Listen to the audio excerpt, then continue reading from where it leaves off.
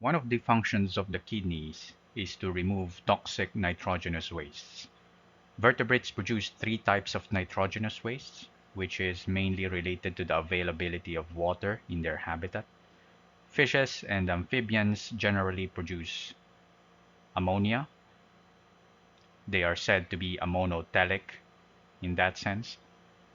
The problem with ammonia is that it's toxic and needs a lot of water to eliminate, which is not a problem for fishes living in water, where ammonia can simply diffuse out of their gills.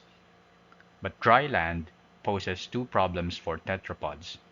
There is not enough water to eliminate ammonia, and what water we do have, we need to conserve. To solve this physiological problem, reptiles and birds typically convert ammonia first to a relatively inert or less toxic form called uric acid. They are said to be uricotelic.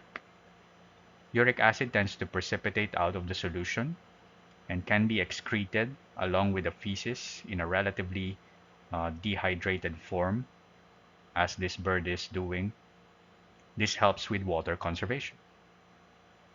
Mammals and sharks, on the other hand, generally convert ammonia to another less toxic waste called urea, and we are said to be ureotelic. Urea also needs less water to flush, so it helps with water conservation. Note that the type of nitrogenous waste produced vary greatly among vertebrates, so you can't neatly classify them in one category or another. Some species like turtles and frogs, alligators can produce more than one type of nitrogenous waste, depending on the availability of water and their needs. The examples enumerated here are mere generalizations, so bear that in mind. The primitive and foremost function of the kidneys is not for nitrogen excretion.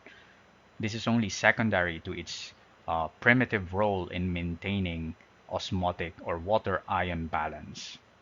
Vertebrates face different osmotic problems depending on where they live. If you remember your basic biology, water tends to move towards the region with the highest concentration of solutes via osmosis. Freshwater fishes face the problem of having too much available water in their surroundings, and they're at risk of getting bloated with water and their blood getting diluted. So their kidneys have evolved to help eliminate excess water. So that's their strategy, water elimination via the kidneys. Anyone who's owned a pet fish like a goldfish would know how these animals tend to pee a lot and require regular water replacement in their aquarium. In marine environments, fishes face the opposite problem. Too much salt in the environment causes them to lose body water to the environment. So their kidneys have evolved to produce very little urine, a water conservation mechanism. On land, tetrapods are also at risk of getting dehydrated through evaporation.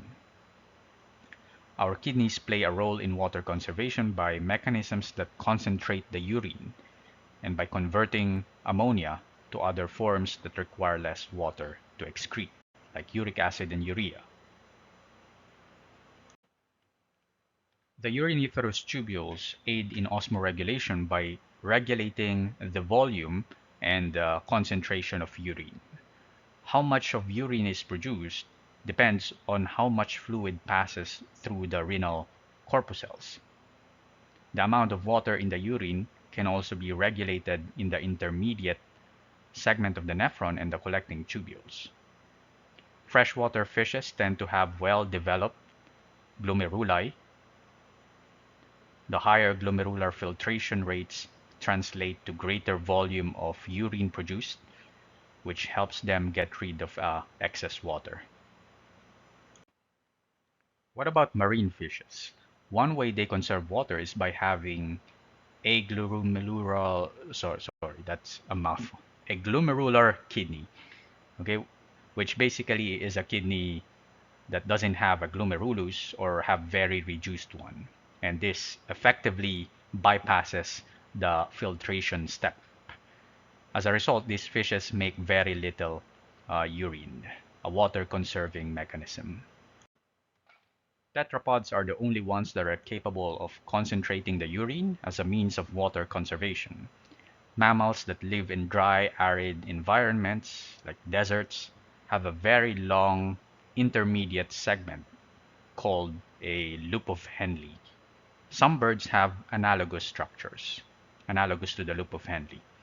And through an amazing mechanism called the countercurrent multiplier, which we won't go into detail, these structures like the loop of Henle make the surroundings of the uriniferous tubules extremely salty.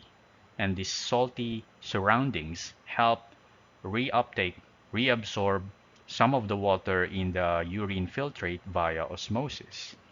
As a result, these tetrapods, when pressed for water, have the capability of producing concentrated urine.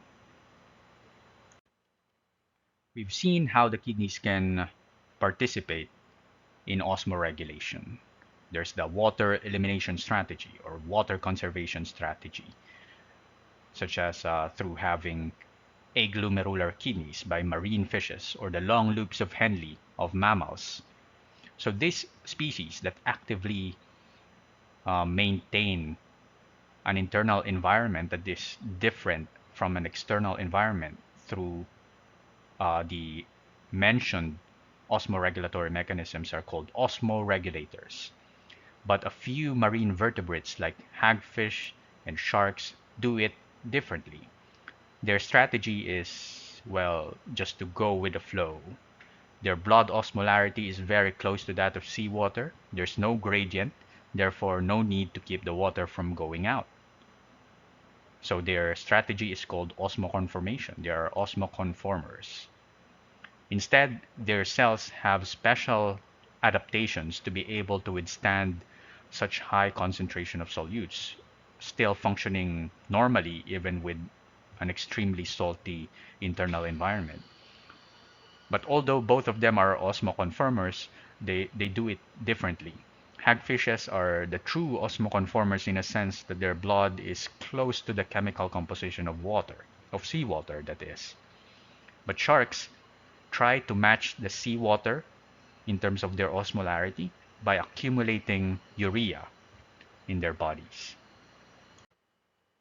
Although we focused on the kidneys, it's important to know that the urinary system is not alone in its task of excretion and osmoregulation. The gills are the main organs of excretion and osmoregulation in fishes. It's via the gills where most ammonia is excreted.